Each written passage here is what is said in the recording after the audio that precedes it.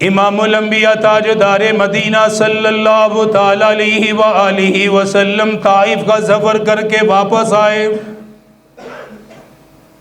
سارے جسم مبارک سے لہو بہنے لگا، جس میں اطہر کو زخمی کیا گیا۔ آپ کے غلام حضرت زید بن حارثہ رضی اللہ تعالیٰ عنہ جو اس سفر میں آپ کے ساتھ گئے، آقا کو پتھر مارا جاتا، حضرت زید پتھر کی جانب دوڑنے لگتے کہ آقا کو نہ لگے بلکہ میرے جسم پہ آگے لگے۔ اپنے جسم کو آقا کے لیے ڈھال بنایا، اپنے جسم پر پتھر کھاتے رہے، لیکن کافروں نے اتنے پتھر مارے، کافروں نے اتنے پتھر برسائے، میرے آقا کا جسم بھی لہو لہان ہوا، حضرت زید بن حارثہ کا جسم بھی لہو لہان ہو گیا، نالین مبارک خون سے تر ہو گئے۔ انہی حالات کے اندر حضرت جبرائیل آئے، عرض کرنے لگے آقا ملک الجبال آپ کی خدمت میں ہے، آپ کی تابعداری میں ہے، آپ کے حکم کے انتظار میں ہے، آپ ملک الجبال کو اجازت دیجئے، ملک الجبال کو حکم دیجئے، وہ طائف والوں کو پہاڑوں کے اندر پیس کے رکھ دے گا، ان کا نام و نشان ختم کر کے رکھ دے گا، ان کو عبرت کا نشان بنایا جائے گا، ان کو ہلاک کیا جائے گا، انہوں نے نبوت کو زخمی کیا، انہوں نے رسالت کے جسم کو زخمی کیا، اللہ کے محبوب پیغمبر پہ پتھر برسائے۔ حضرت جبرائیل عرض کرنے لگے آقا آپ کی اجازت دینے کی دیر ہے، ان کی ہلاکت میں کوئی وقت نہیں لگے گا، ان کو برباد کرنے میں کوئی وقت نہیں لگے گا۔ میرے محبوب نے یہ رحمت للعالمین والے ہاتھ اٹھائے، سارے جہان کے لیے رحمت بن کے آئے، عملی طور پر بھی دکھایا کہ میں سب کے لیے رحمت بن کے آیا ہوں، اللہ نے مجھے سب کے لیے رحمت بنایا ہے، میں کسی کی گالی کو معاف کرنے کے لیے تیار نہیں، کوئی مجھے گالی دے میں اسے برداشت کرنے کے لیے تیار نہیں، میرے ماں باپ کے ساتھ کوئی بدتمیزی کرے میں معاف کرنے کے لیے تیار نہیں، میں اپنی مالی معاملات میں کسی سے درگزر کرنے کے لیے تیار نہیں، زمین جائیداد کے لیے معاف کرنے کے لیے تیار نہیں۔ یہ میرے محبوب کا ظرف ہے، یہ میرے محبوب کا حوصلہ ہے، یہ میرے محبوب کا صبر ہے کہ اتنے پتھر کھانے کے باوجود، جسم کو لہو لہان کروانے کے باوجود، ایک جملہ بھی ان کی ہلاکت کے لیے نہیں فرمایا، ان کی ہلاکت کی آرزو بھی نہیں فرمائی، ان کی ہلاکت کے لیے دعا بھی نہیں فرمائی، بلکہ بارگاہ الہی میں ہاتھ اٹھا کر فرمانے لگے میرے پروردگار اگر یہ ایمان نہیں لائے، انہوں نے کلمہ نہیں پڑھا، انہوں نے میرے دین کو قبول نہیں کیا، انہوں نے قرآن کی دعوت کو قبول نہیں کیا، میرے پروردگار میں امید کرتا ہوں ان کی اولادوں کو ایمان مل جائے گا، ان کی نسلوں کو ایمان مل جائے گا، مجھے تو قیامت تک کے لیے نبی بنایا گیا ہے، صرف انہی کے لیے تو نبی بن کے نہیں آیا، صرف انہی کے لیے تو رسول بن کے نہیں آیا، ان کی جو اولادیں آئیں گی آپ نے مجھے ان کا بھی نبی بنایا ہے، میں ان کا بھی رسول بن کے آیا ہوں، قیامت تک جتنے لوگ آئیں گے سب کے لیے مجھے رحمت بنایا گیا ہے، سب کے لیے مجھے نبی بنایا گیا ہے، سب کے لیے مجھے رسول بنایا گیا ہے۔ دعا کرنے لگے اے میرے پروردگار میں ان کی ہلاکت نہیں چاہتا، میں ان کی بربادی نہیں چاہتا، میں ان پہ عذاب نہیں چاہتا، بلکہ میں تو آپ ہی سے دعا کرتا ہوں، اگر آپ مجھ سے راضی پھر مجھے کوئی پرواہ نہیں، پھر مجھے کوئی تکلیف نہیں، اللہ کی رضا کے لیے معاف فرما دیا۔ ملک الجبال سے فرمایا انہیں ہلاک کرنے کی ضرورت کوئی نہیں، انہیں تباہ کرنے کی ضرورت کوئی نہیں، انہیں تباہ دیکھ کر میں راضی نہیں ہوں گا، ان کی ہلاکت پہ مجھے خوشی نہیں ملے گی، بلکہ مجھے تو سب سے زیادہ خوشی اس وقت ملتی ہے جب میرا کوئی امتی کلمہ پڑھ کے مسلمان ہو جائے۔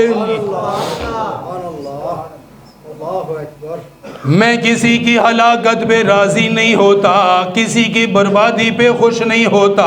میں تو ان کے ایمان لانے پہ راضی ہوں گا، ان کے کلمہ پڑھنے پہ مجھے خوشی ملے گی۔ اسی درمیان عتبہ اور شیبہ جو کافروں میں سے تھے، آقا ان کے باغ کے اندر بیٹھے ہوئے، انہوں نے محبوب دو عالم کی حالت کو دیکھا، حالانکہ اسلام کے دشمن ہیں، اسلام کے خلاف بڑی بڑی عداوت رکھنے والے،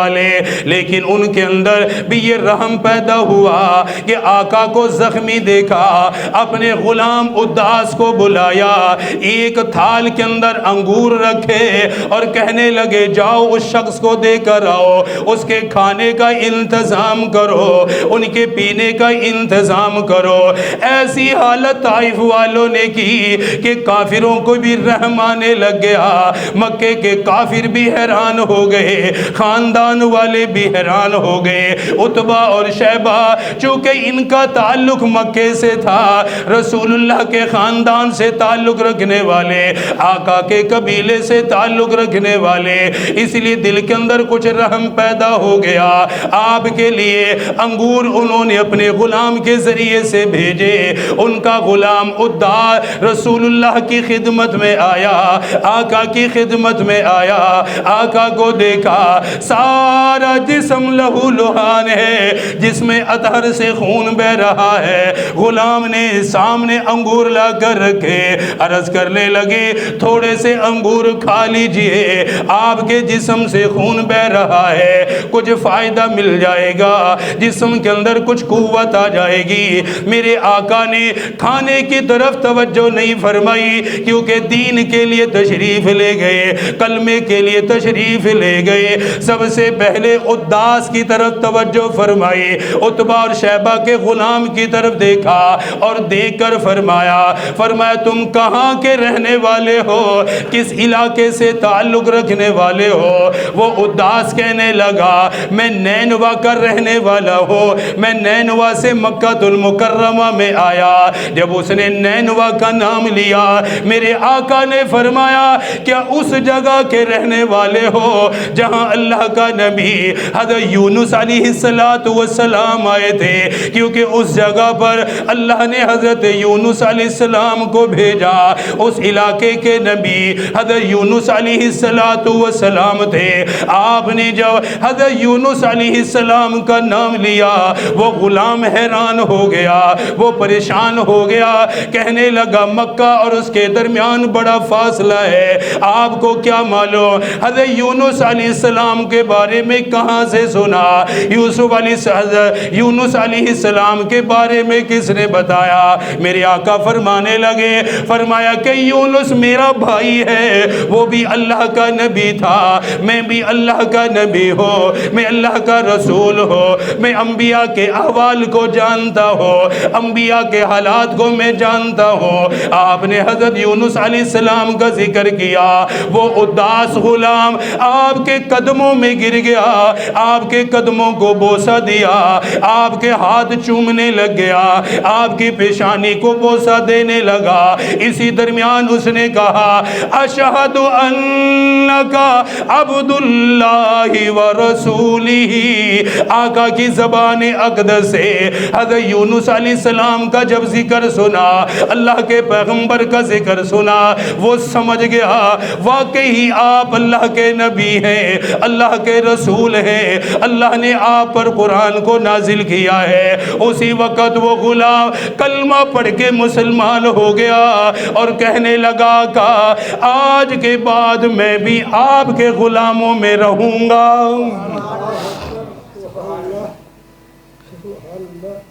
اگر طائف والوں نے کلمہ نہیں پڑھا، طائف والوں نے قرآن کو نہیں سنا، اللہ نے ایک غلام کو ایمان عطا فرما دیا، ایک غلام کے دل کو ایمان سے منور فرما دیا، اس کے دل کو روشن فرما دیا۔ انہی حالات کے اندر آپ مکہ المکرمہ کے اندر تشریف لے آئے، پھر دین کی دعوت دینے لگے، لوگوں کو کلمے کی دعوت دینے لگے، لوگوں کو اسلام کی طرف بلانے لگے۔ دل کے اندر بڑا بوجھ تھا، دل کے اندر بڑی تکلیف تھی۔ حضرت امی अम्मी आयशा सिद्दीक़ा रज़ी अल्लाह ताला अन्हा ने एक मरतबा आका से जिक्र किया, आका से अर्ज़ करने लगी, आका मैंने ओहद की मुशक्क़त को देखा, जंगे ओहद की तकलीफ़ को देखा कि आपके दंदान को शहीद किया गया, आपके रुखसार पे ज़ख्म मारा गया, आपके सर मुबारक को ज़ख्मी किया गया। आका क्या इससे भी ज़्यादा कभी आपको तकलीफ़ मिली है? इससे भी ज़्यादा कभी आपको सताया गया था? मेरे आका को वो ताइफ का सफ़र याद आ गया।